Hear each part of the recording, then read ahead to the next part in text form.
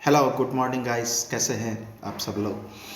आज मैं आप लोगों से डिस्कस करने जा रहा हूं मोतीलाल ओसवाल सिक्योरिटीज़ का 2021 का वॉच लिस्ट, जिसमें उन्होंने top 10 large cap stocks suggest किया है इन्वेस्टमेंट के लिए रिटेल इन्वेस्टर्स को।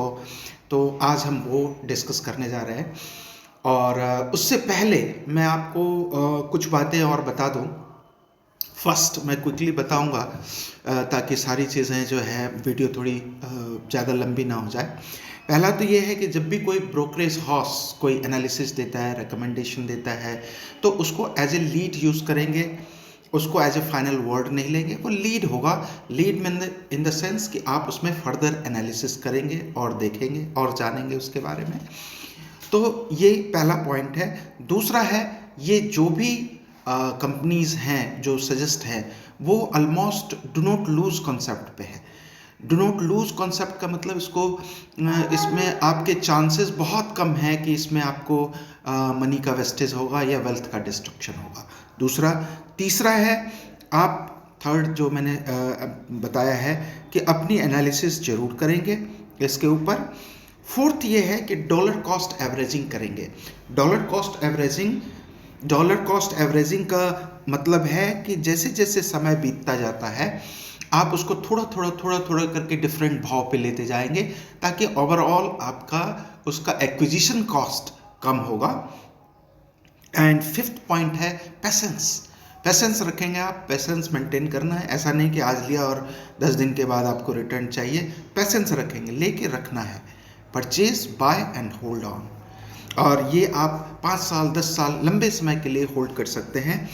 और 6 पॉइंट है जो इम्पॉर्टेंट पॉइंट है वो ये है कि आपका जो सरप्लस मनी है आप वही लगाएंगे, ताकि आपको कभी भी पैनिक नहीं होगा। डाउन साइड है तो बेच नहीं देंगे। सरप्लस मनी जो है, जो आप 5 साल 10 साल के लिए यूज़ नहीं करने वाले हैं, उस पैसे से आप इसको परचेज करेंगे। तो ये 6 पॉइंट मैंने बताया है जिसको आप ध्यान रखेंगे, और वीडियो को रिवाइंड करके भी आप इस चीज़ को देख सकते हैं कि कौन कौन से पॉइंट्स मैंने आपको बताया। अब आगे चलते हैं। मोतीलाल ओसवाल ने जो रेकमेंड किया है टॉप 10 लार्ज कैप स्टॉक, उसमें सबसे पहला जो लार्ज कैप स्टॉक है वो है हीरो मोटोकॉर्प। हीरो मोटोकॉर्प आपको पता है ऑटोमोबाइल की, टू व्हीलर की बहुत अच्छी कंपनी है और रूरल एरियाज़ में बहुत अच्छा चलता है।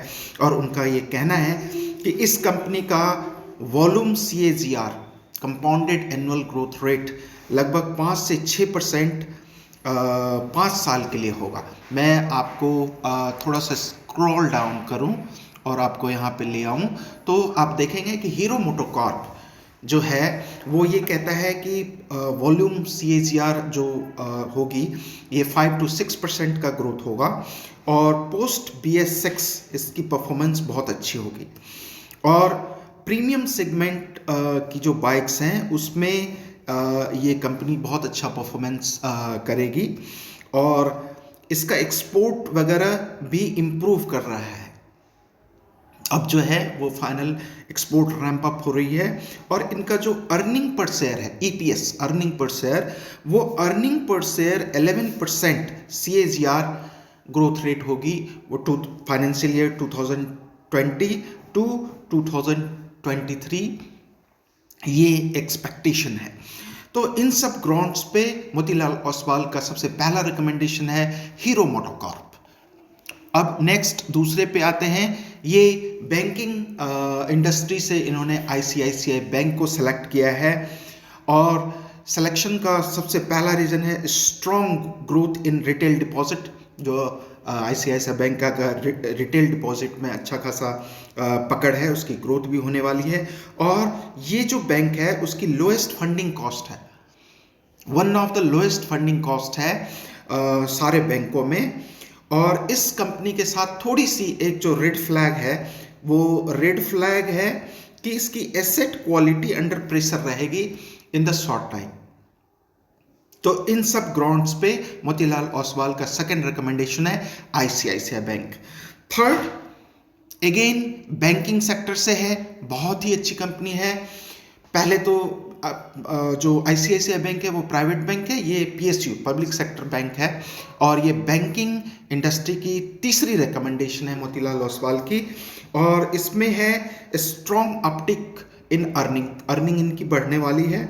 और अब क्या है कि कोविड-19 की वजह से जो परेशानियां थी स्टेट बैंक ऑफ इंडिया का, वो अब धीरे धीरे खत्म होती हुई दिख रही है, और इनका जो है स्ट्रॉन्ग फ्रेंचाइजी है, एंड ये एसबीआई अपना मार्केट शेयर गेन कर रहा है।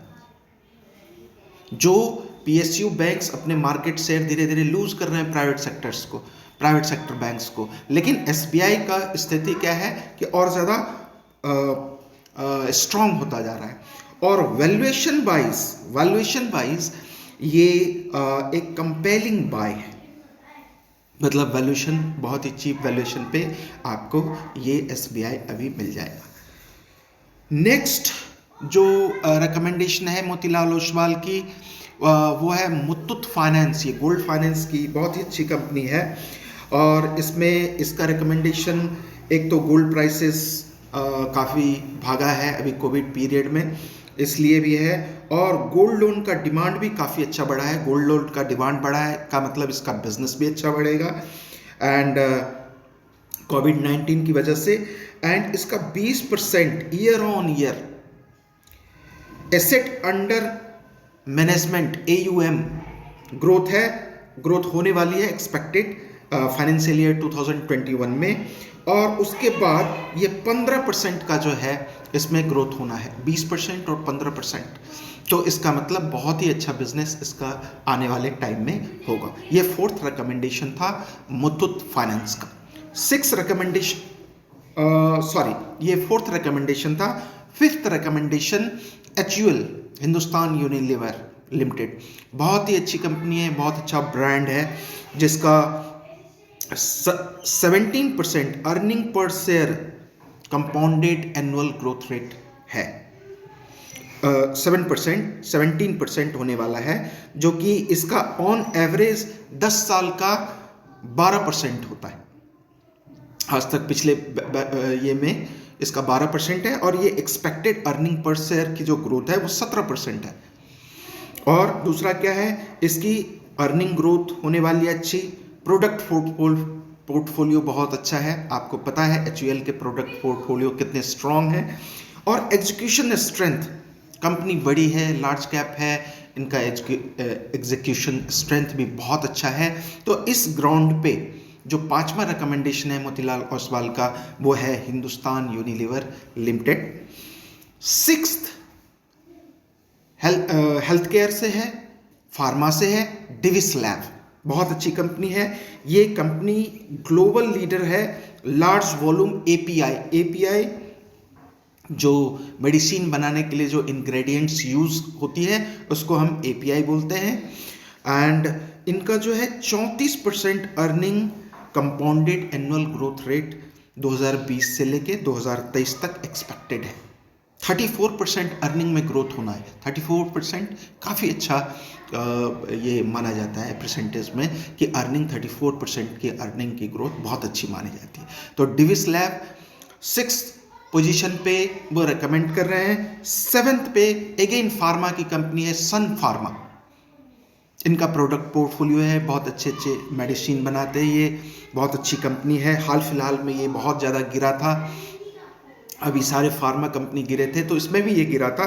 अभी इसके अंदर रिटर्न ऑन इक्विटी इंप्रूवमेंट होने वाली है। रिटर्न ऑन इक्विटी, जो इक्विटी पे रिटर्न होता है, वो फर्दर इंप्रूवमेंट की एक्सपेक्टेशन है, एक्सपर्ट्स एक्सपेक्टेशन लगा रहे हैं। और इन्होंने एक एक्विजिशन की थी टारो की, उसमें एक ग्रेजुअल अपटिक होगा उनके बिजनेस में बहुत जल्दी, धीरे धीरे इनका बिजनेस, टैरो का भी बिजनेस मार्केट पकड़ रहा है और उनका सेल्स भी बढ़ रहा है। तो उनका सेल्स बढ़ेगा, सब्सिडरी का बढ़ेगा, तो इस पे भी सन फार्मा पे भी काफ़ी फर्क आएगा। नेक्स्ट 8 पॉइंट पे है इन्फोसिस। आपको पता है इंफॉर्मेशन टेक्नोलॉजी IT इंडस्ट्री में बहुत अच्छी कंपनी है इन्फोसिस और TCS, ये दो बहुत बड़ी अच्छी कंपनी है। तो मोतीलाल ओसवाल इन्फोसिस को ये कर रहे हैं, रेकमेंड कर रहे हैं। और इसका रीज़न है, रिकमेंडेशन का रीज़न क्या है? सबसे बड़ा रीज़न है कि आईटी स्पेंड में इम्प्रूवमेंट आने वाली है। अभी कोविड की वजह से बहुत सारे कंपनीज ने अपने आईटी को रिवैम्प नहीं किया और उसमें स्पेंडिंग को रोक रखा था, तो वो सब सारी स्पेंडिंग अब आएंगी। तो स्पेंडिंग आएंगी, आईटी में लोग इन्वेस्ट करेंगे, सिस्टम्स में इन्वेस्ट करेंगे, तो मेगा डील भी इंफॉर्मेशन ये इन्फोसिस को मिलेगा। तो इसका फ़ायदा इन्फोसिस को मिलना है। तो ये 8 पॉइंट पे मोतीलाल ओसवाल का रिकमेंडेशन। 9th अल्ट्राटेक, सीमेंट की बहुत ही अच्छी कंपनी, आदित्य बिरला की ग्रुप की कंपनी है। इसमें क्या है, इनका सबसे पहले strong pan India distribution network है, दिस इज फर्स्ट।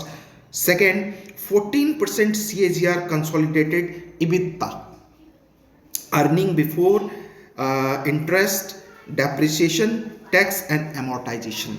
EBITDA क्या होती है ये मैं फर्दर आपको वीडियो बना के ये बताऊंगा, और आपको CAGR का भी अलग से सेपरेट वीडियो बना के मैं ये करूँगा, ये नॉलेज डिसमिट करूँगा कि CAGR क्या होता है, कंपाउंडेड एनुअल ग्रोथ रेट, और EBITDA क्या होती है। वो ये फाइनेंशियल टर्म्स हैं जो धीरे धीरे आपको फैमिलियर विथ होने पड़ेंगे। एंड 28% CAGR ग्रोथ होगी इनकी कंसोलिडेटेड पैट में। कंसोलिडेटेड पैट में मैं थोड़ा सा अगर इसको स्क्रॉल डाउन करूं तो मैं आ जाता हूं यहाँ पे अल्ट्राटेक सीमेंट। तो ये जो है आप पढ़ सकते हैं, ये सारी चीज़ें इसमें ऑलरेडी हैं। मैं जस्ट जो चीज़ है एज इट इज़ मैं आपसे डिस्कस कर रहा हूँ। तो अल्ट्राटेक में 14% का CAGR का एक्सपेक्टेशन है EBITDA में ग्रोथ की, और 28% प्रॉफिट आफ्टर टैक्स में ग्रोथ है। तो 28% एक अच्छा खासा परसेंटेज है, which is a good percentage. And UltraTech का जो है रिकॉल वैल्यू भी है बहुत अच्छा, कि सीमेंट खरीदना है तो अल्ट्राटेक का भी खरीदना है। ACC का भी अच्छा नाम है, लेकिन अल्ट्राटेक का अभी काफ़ी अच्छा है। ACC और अल्ट्राटेक ये दोनों ही अच्छे काफ़ी चल रहे हैं। वैसे सीमेंट की और भी बहुत सारी कंपनी है, JK सीमेंट है, बांगर सीमेंट है, उसके बाद जो अंबुजा सीमेंट है, ढेर सारी कंपनियाँ हैं, लेकिन ये टॉप में ये है अल्ट्राटेक, ACC, क्वालिटी को ध्यान में रखते हुए। नेक्स्ट हम आते हैं भारती एयरटेल पे। ये टेलीकॉम की बहुत ही अच्छी कंपनी है, और ये मुझे इसलिए भी अच्छी लगती है कि जियो के आने के बाद जिस ढंग से इसने भारती एयरटेल ने अपना टेलीकॉम का बिजनेस संभाले रखा, अपने आप को एक लंबी लड़ाई के लिए तैयार किया, ये शो करता है कि ये एक बहुत लॉन्ग रन का प्लेयर है, और ये टेलीकॉम छोड़ के कहीं नहीं जाएगी। एक सिंपल एक ही फील्ड है इनका, टेलीकॉम। और दूसरी जो सबसे इम्पॉर्टेंट जो मोतीलाल ओसवाल कहता है कि 22% EBITDA CAGR compounded annual growth rate 2020 से लेके 2022 तक एक्सपेक्टेड है। और ये कंपनी जैसा मैंने आपको बताया कि काफ़ी कम्पिटिटिव है, जियो से इनकी कंपटीशन हो रही है, लेकिन टेलीकॉम में मैं आगे का भविष्य ये देखता हूँ कि ये कम से कम डुओपॉली तो ज़रूर रहेगा, 2 प्लेयर तो ज़रूर रहेंगे, जियो और भारती एयरटेल। तो ये 10 रिकमेंडेशन हैं जो मोतीलाल ओसवाल ने रिटेल इन्वेस्टर्स को दिए थे। मैं क्विकली समराइज कर देता हूँ। पहला रिकमेंडेशन हीरो मोटोकॉर्प, दूसरा रिकमेंडेशन ICICI बैंक, सबसे पहला रिकमेंडेशन है, आप आ जाए यहाँ पे, हीरो मोटोकॉर्प है। दूसरा रिकमेंडेशन है ICICI बैंक, बैंकिंग इंडस्ट्री से। तीसरा है SBI PSU बैंकिंग इंडस्ट्री से। चौथा है मुथूट फाइनेंस, ये गोल्ड लोन फाइनेंस में डील करने वाली कंपनी है, चौथा। और पांचवा है ये कंज्यूमर इंडस्ट्री से, Hindustan Unilever limited, Hindustan Unilever. और नेक्स्ट है डेविस लैब। 6 रिकमेंडेशन है डेविस लैब। 7th है सन फार्मा, ये भी अगेन ये फार्मा कंपनी है। एंड 8th पे है इन्फोसिस लिमिटेड, ये IT की कंपनी है, इंफॉर्मेशन टेक्नोलॉजी की कंपनी, बहुत अच्छी कंपनी है। और 9th पे है अल्ट्राटेक सीमेंट, सीमेंट की बहुत ही अच्छी कंपनी। और 10th पे है भारती एयरटेल। तो आप देख सकते हैं ये सब सारी कंपनी जो है लार्ज कैप है। इनका बिजनेस आज से 20 साल बाद भी मैं देखता हूँ, 10 साल 20 साल तक मैं इनका बिजनेस देखता हूँ, इनके बिजनेस में कहीं कोई प्रॉब्लम नहीं होने वाली है। और आप इसमें थोड़ा थोड़ा थोड़ा थोड़ा हर हमेशा टाइम टू टाइम कुछ कुछ उठा सकते हैं, आप शेयर्स उठा सकते हैं। कंपनी बहुत ही अच्छी है, बहुत नामी है, एक ब्रांड नेम है, सब कुछ है। तो आप इसको रिसर्च करेंगे और अपने पोर्टफोलियो का पार्ट बना सकते हैं, subject to your own analysis. ठीक है, तो आज के लिए मैं साइन ऑफ करता हूं। अगर आपको ये वीडियो अच्छा लगे तो लाइक एंड सब्सक्राइब करना ना भूलें। Thank you, have a nice day.